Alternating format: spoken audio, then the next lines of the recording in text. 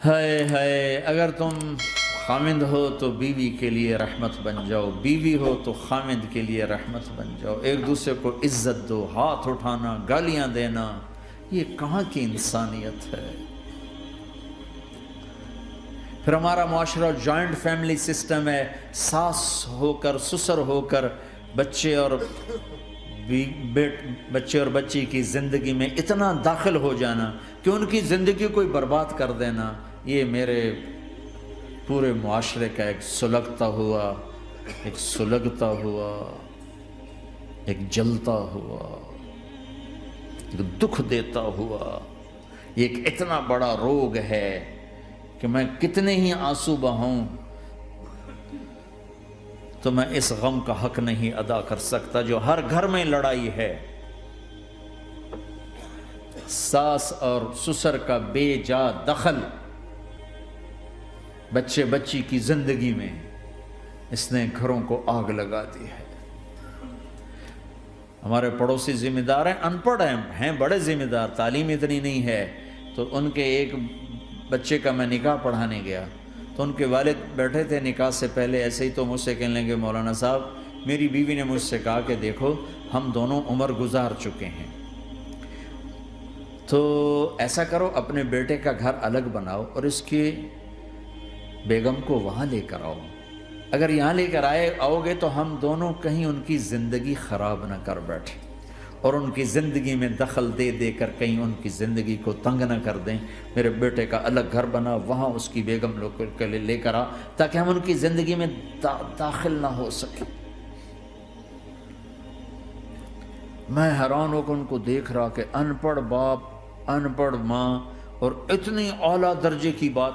اب ہر آدمی میں یہ سخت نہیں کہ اپنے بیٹے کے لیے الگ گھر بنائے، یہ تو ہمت ہے کہ ان میں دخل دینا چھوڑ دے،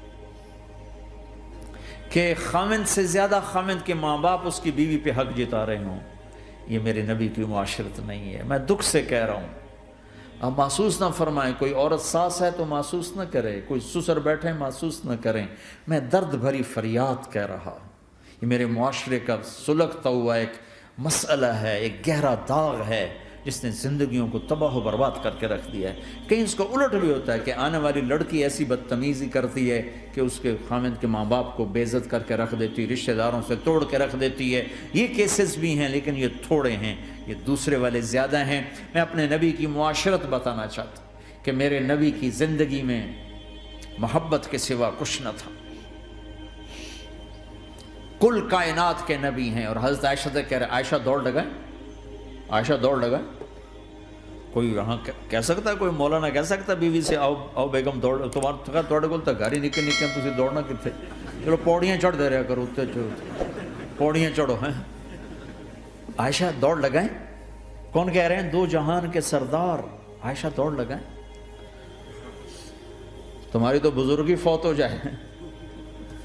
تو آپ نے صحابہ سے کہا ایک سفر سے واپس آ رہے، جاؤ بھائی سب آگے چلے جاؤ، وہ سارے آگے چلے گئے، جب وہ نظروں سے غائب ہو گئے عائشہ آؤ دوڑ لگائیں، دونوں نے دوڑ لگائی۔ حضرت عائشہ فرماتی میں آگے نکل گئی، کچھ سال گزر گئے تو میں ذرا موٹی ہو گئی، تو ایک سفر سے واپس آ رہے تھے، آپ نے کہا صحابہ سے چلو بھائی آگے، سارے صحابہ آگے چل کے غائب ہو گئے، کوئی نظر نہیں آ رہا، تو پھر آپ نے کہا عائشہ دوڑ لگائیں، میں کہا لگائیں، کہا میں ہم نے لگائی تو میں ذرا موٹی ہو گئی تھی، تو نبی آگے نکل گئے، تو پھر آپ نے فرمایا ہذہ بتلک عائشہ، آج میں نے اپنا بدلہ لے لیا، اس وقت تم جیت گئی تھی، آج میں جیت گیا۔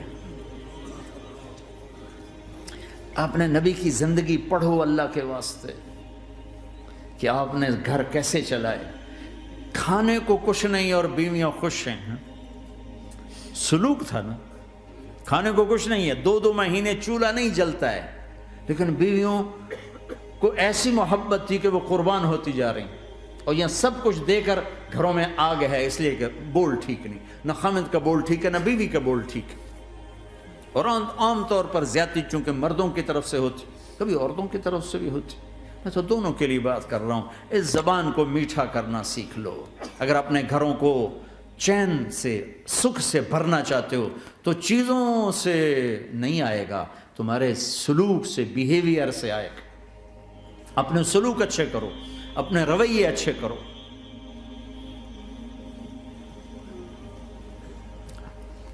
مسجد نبوی میں حبشہ کے لوگ، ایتھوپیا، وہ کر رہے تھے چھوٹے چھوٹے خنجر، اس کے ساتھ نا وہ رقص کر رہے تھے۔ تو حضرت عائشہ کے کان میں آواز پڑے کہ یا رسول اللہ میں نے دیکھنا ہے۔ تو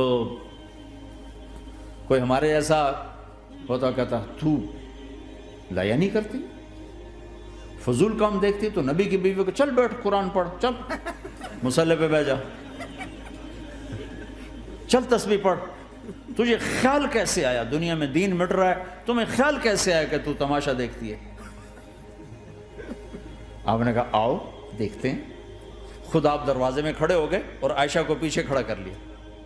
عائشہ رضی اللہ فرماتی میں آپ کے پردے میں کھڑی ہو کر میں دیکھتی رہی یہاں تک کہ آپ تھک گئے، ہمارے نبی تھک گئے، اور تھک کے نا کبھی یوں ہو جاتے، یوں ہو جاتے، ایک پاؤں کا سارا، پھر کہنے لگے عائشہ بس نہ کریں۔ میں نے کہا نہیں ابھی میرا دل نہیں بھرا۔ کہا اچھا ٹھیک ہے۔ پھر کبھی یوں ہو رہے ہیں، کبھی یوں ہو رہے ہیں، کبھی یوں ہو رہے ہیں، کبھی یوں ہو رہے ہیں۔ حضرت عائشہ کہتے ہیں جب میں نے کہا بس، پھر آپ واپس آ۔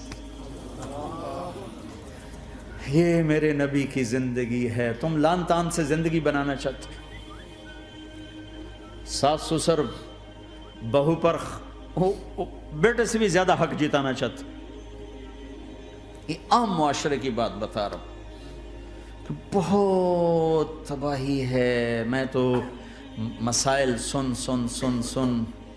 میں نے تو اب اس دفعہ یہ ارادہ ہے کہ اب میں فون چھوڑ دوں گا، نہیں رکھوں گا، کہ میرے اندر ہمت ہی نہیں رہی کہ میں گھروں کے مسائل، میرا کلیجہ پھٹنے کو ہو۔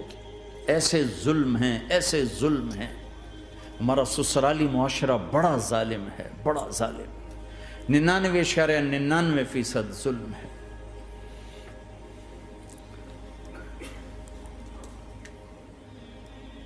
یہاں آنے سے پہلے ایک بچی کی بات، پنڈی سے اس کا فون آیا کہ سسرال نے کہا تھا بچی ہوئی تو طلاق دے دیں گے۔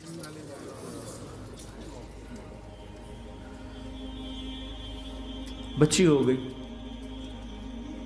میں نے ہاتھ جوڑے، پاؤں پکڑے، میرا کیا قصور ہے، اللہ کی تقدیر ہے۔ طلاق دے دی، نکال دیا گھر سے۔ حج میں 2 بچی ساتھ تھے ابھی میرے حج میں، تو 22-23 سال کا بچہ تھا، اتنی سال کی بچی تھی، تو وہ میرے ساتھ حج میں اکٹھے تھے۔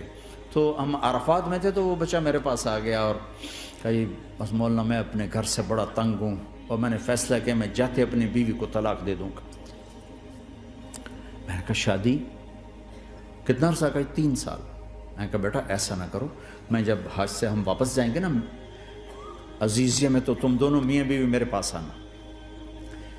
تو ہم جب واپس گئے تو میں نے پہلے اس کی بچی کو بلایا اور وہ خود ہی ملنے آ گئے کہ میرے کچھ مسائل ہیں۔ پھر اس نے بیچارے نے اپنا دکھڑا شروع کیا، تو کہا جی 1 سال بچہ نہیں ہوا تو میری ساس نے مجھے اتنا ذلیل کیا، سسرال نے، یہ تو بانجھ ہے، یہ تو بانجھ ہے، اس کا تو ہونا ہی نہیں ہے، اور اتنے تانے کہ میرے ماں باپ بھی رو رو برا حال، میرا رو رو برا حال۔ پھر آخر یہ ہوا کہ چلو میڈیکلی دیکھا جائے، ٹیسٹ کیا گیا تو فالٹ بچے میں نکلا، میں تو کلیئر تھی، تو پھر میری ساس کی ٹیپ بدل گئی۔ تو تقدیر ہے، تقدیر میں لکھا تھا ایسے ہی، تقدیر ہے، تقدیر ہے۔ اب تقدیر آ گئی، اللہ کی رضا پہ پہلے اس کو ذلیل کیا ہوا تھا، اور جب بیٹے میں فالٹ نکلا تو اب یہ تو تقدیر ہے، تو اللہ کی رضا پہ راضی ہو جائے۔ یہ چھوٹے چھوٹے مسائل۔ جب میں نے تھوڑی سی ان سے سٹنگ کی تو ابھی میں اس سے فون سے ان ٹچ ہوں کہ کہیں یہ پھر بے وقوفی نہ کر بیٹھ۔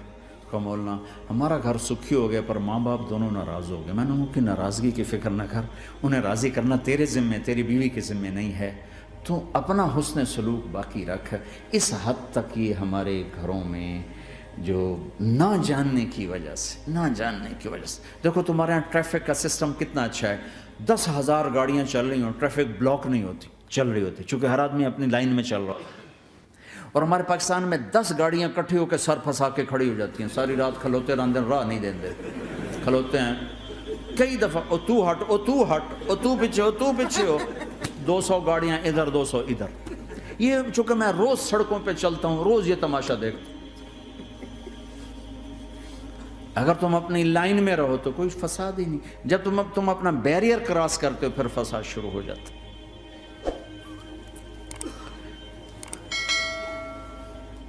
تو بھائیو اپنے نبی کی زندگی سیکھو. ایک سارا کام, چھوٹا سا کام, زبان. غیبت چھوڑ دو, جھوٹ چھوڑ دو, گالی چھوڑ دو, تانا چھوڑ دو, طنز چھوڑ دو, برا بھلا کہنا چھوڑ دو, بلکہ حوصلہ افزائی کرو, تعریف کرو.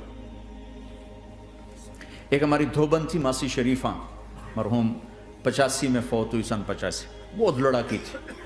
تو وہ آگے ایک دن میری بہن کے پاس کہنے لگی, بی بی میری یہ نوہ میرے نال بڑا لڑتی آپ تھی, میں نے کوئی تویز دے ساریا میری نوکر بن رہا. تو وہ میری بہن نے ایسے نا ایک کاغذ پر نا وہ کوئی لکیریں لگا کے تو ایسے بالکل رول کر کے کہا کہ ماسی شریفہ جب تیری لڑائی شروع ہو نا تو تو نے یہ تعویذ یہاں رکھنا ہے,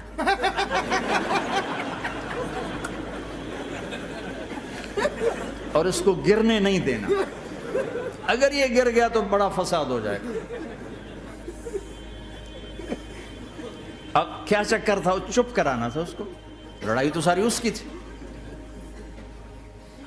ہفتے کے بعد وہ آگے, بی بی تو تا ایسا تویت دیتا ہے ساری لڑائی مک گئی.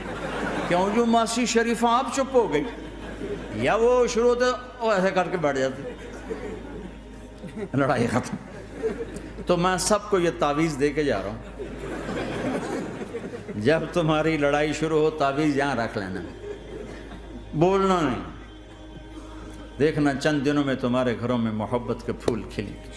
یہاں بہت زیادہ طلاق بڑھ چکی ہے, تھوڑے دنوں میں طلاق جو ایک دوسرے کی برداشت نہیں ہے.